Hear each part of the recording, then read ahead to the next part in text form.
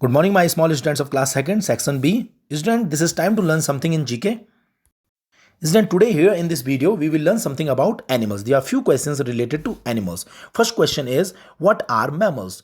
What are mammals? Mammals क्या होते हैं? Mammals को बच्चों हम हिंदी में स्तनधारी कहते हैं. What are mammals? स्तनधारी क्या होते हैं? So mammals are animals. Mammals वो जानवर होते हैं whose baby, जिनके बच्चे drink milk, जिनके बच्चे दूध पीते हैं from their mother's body. बच्चों वो जानवर जिनके बच्चे दूध की पूर्ति अपनी मदर की बॉडी से करते हैं, ऐसे जानवर को हम mammals स्तनधारी कहते हैं. बच्चों आपको पता होना चाहिए ह्यूमन बीइंग इंसान जो होता है वो भी मैमल कैटेगरी में आता है. Let me give you another example. Student, here you can see few pictures of mammals. Okay, there are so many animals.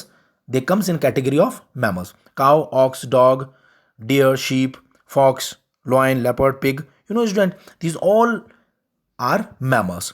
And you are familiar with it. आप सभी ने इनको अपनी रियल जिंदगी में देखा है, अपनी पिक्चर फोटोज में आपने इन्हें देखा है, बुक्स में देखा है ना बच्चों. ये सभी mammals हैं. So student, next question we have, what is an insect? एक कीट क्या होता है? इंसेक्ट को बच्चों हम हिंदी में कीट कहते हैं. कीट क्या होता है?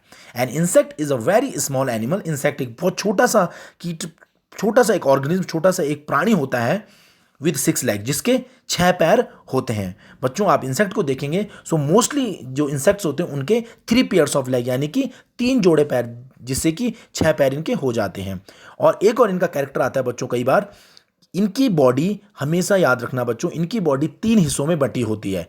Head, thorax and abdomen. Head जो सबसे बाहर होता है, जिसमें आइज, एंटीनी होते हैं. थोरेक्स बीच का part, middle part, and abdomen सबसे पीछे का पार्ट, जिसमें डाइजेशन, रेस्पिरेटरी सिस्टम होता है बच्चों. तो ये इंसेक्ट का सबसे इंपॉर्टेंट कैरेक्टर है. कई बार आप इंसेक्ट में 3 से ज़्यादा पैर भी देख सकते हैं, तो वहाँ पे आप कंफ्यूज हो सकते हैं. तो आपको ये पता होना चाहिए कि कुछ कुछ कीट्स में 6 लेग, किसी में 8 लेग्स भी देखे जाते हैं. लेकिन मेन कैरेक्टर है कि इनकी बॉडी 3 हिस्सों में डिवाइड होनी चाहिए. अगर आपको कोई ऐसा ऑर्गेनिज्म मिलता है जिसकी बॉडी 3 हिस्सों में डिवाइड है तो वो इंसेक्ट होगा.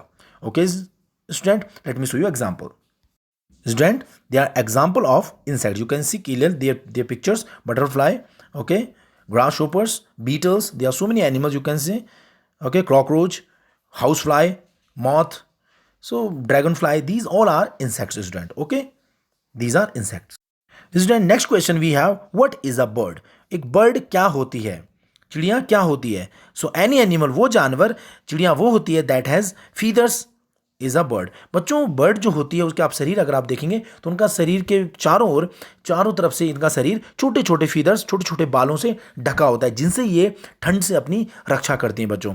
तो ऐसा प्राणी जिसके चारों ओर, शरीर के चारों ओर छोटे छोटे बाल होते हैं और जिसकी बीक होती है, जैसे आपने देखी है बच्चों चिड़ियाओं को उनके विंग्स होते हैं टू फ्लाई, तो उस प्राणी को हम चिड़िया कहते हैं. हम सभी ने बच्चों चिड़ियाओं को देखा है. अलग अलग प्रकार की चिड़ियाँ होती हैं, स्पैरो, पैरट, है ना. अलग अलग प्रकार की सामान्य चिड़ियाँ आपने अपने घरों के आसपास देखी हैं. Next we have student question 4, what are reptiles? Reptiles को हिंदी में हम सरीसृप कहते हैं. सरीसृप.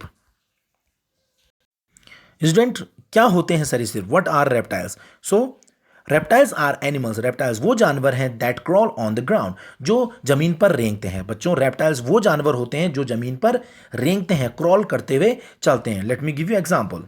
Then you can clearly read about reptiles. The major groups of reptiles are alligators, crocodiles, turtle, lizards and snakes. बच्चों ये कुछ सामान्य रेप्टाइल्स हैं. एलिगेटर होना, turtle, crocodiles, lizards, snakes, these are example of reptiles. All reptiles are cold blooded. बच्चों ये जो reptiles होते हैं ये कोल्ड ब्लडेड होते हैं. इनका जो खून होता है वो ठंडा होता है.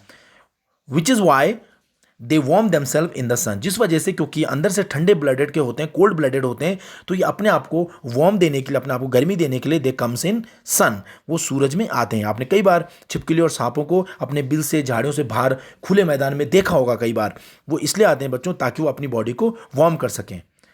All reptiles are vertebrate. बच्चों जितने भी रेप्टाइल्स होते हैं वो वर्टिब्रेट्स होते हैं, मतलब कशेरुकी होते हैं. उनके शरीर में एक कशेरुक दंड होती है, यानी कि बैकबोन होती है उनके शरीर में.